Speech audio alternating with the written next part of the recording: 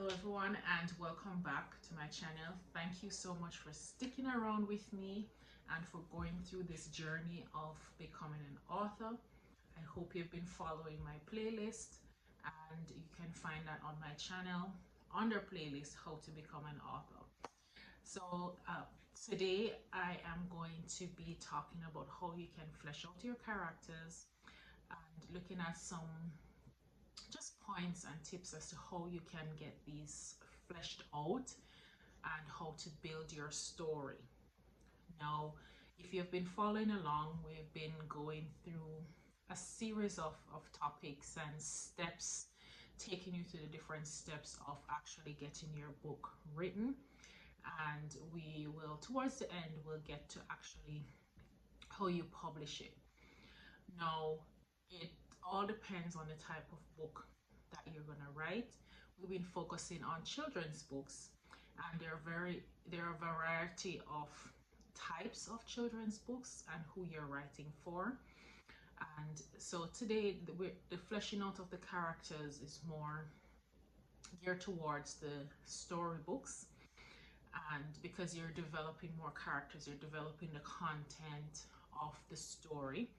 And so your readers are more than likely a little bit older in terms of not the ages 3 to 6, but more 7 to 9 kind of, or even 10 to 11 if you're going into your chapter books, because fleshing out characters, personalities and backgrounds really tends to be for stories that you're building on.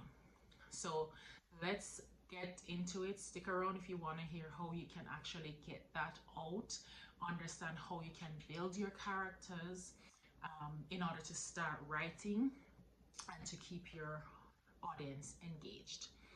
So here are some of the techniques that you can use when you're fleshing out your characters, personalities, backgrounds and motivation. And as usual, I've written my notes because I want to stay on track. So if you see me kind of looking off screen, I'm just making sure that I'm following in my notes. So here we go. Character profiles. In creating detailed profiles, characters can, or authors can, establish personalities of our characters. We talk about thinking about their backgrounds and what motivates them, their traits and preferences, strengths and weaknesses, past experiences. These are the things that you look at when you're trying to flesh out your character's profile and building that character. So you're thinking about, who is this person? Who is this main character? What are they built on? What are their background traits, their strengths and weaknesses and goals and things like that. So especially if you're doing a chapter book, you want to think about your character's profile and you want to create that profile. And you're thinking about long term here, right? So if you're building on these characters, you definitely want to start with your character profile.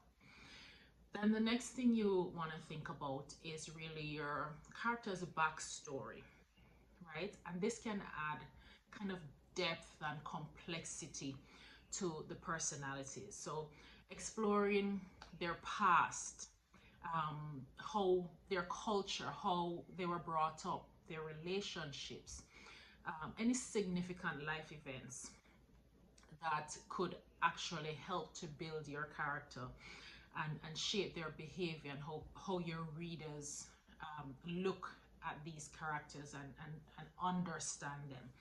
So you want to, when you're building out your character and fleshing these things out, you want to make sure that you're thinking about these things, right? Their backstories, you know, what kind of made them the person or the character that they are today. These are the things that you can think about and write it down. These things are fantastic for your chapter books.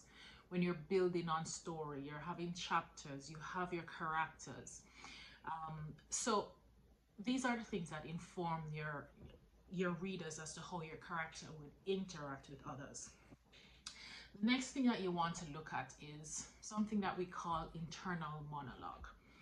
And this allows the readers to kind of access the thoughts of the characters through maybe monologue, the character talking to themselves or thinking out loud, giving the readers insight into who they are and their thoughts, their conflicts.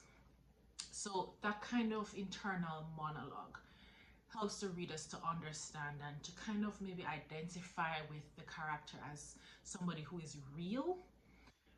And so we get to know people a lot by their inner thoughts. So when we have those internal monologue, it actually reveals the characters' fears and doubts and aspirations, and help readers to kind of empathize with them, right? So that's number 3.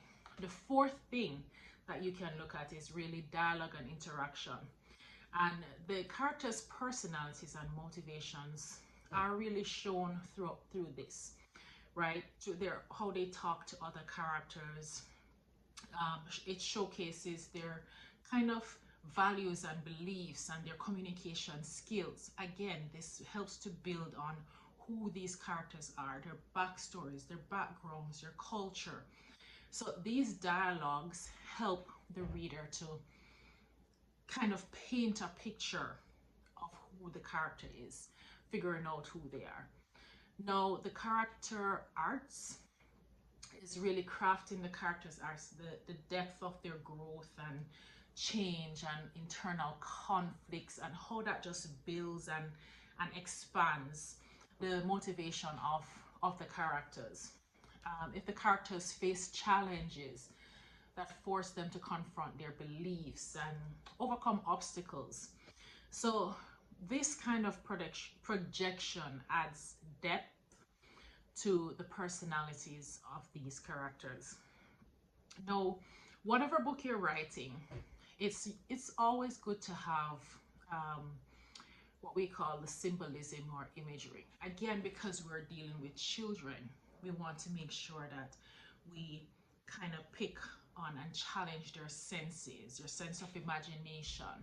So when you're looking at your characters, using symbolism and imagery can help to convey the characters' backgrounds indirectly, right? You're not necessarily directly pointing and telling what the characters, but the symbolism and the imagery actually helps to point to that. Recurring motifs and objects helps to kind of build and create a setting that the character would fit in and would embody. And the number 7, the final thing that will help you flesh out your character is what we call consistency and authenticity. So the character that you're creating should have a consistent behavior, and it is established really in their personality, their background, the motivation, and it helps to maintain believability and authenticity when the characters are actually the personality is consistent, and readers will remain engaged in the story. So whenever you're fleshing out your characters, think about these 7 things and just make your notes. I'm always talking about pen and paper because there's studies show that there's a connection with your brain when you actually write things down.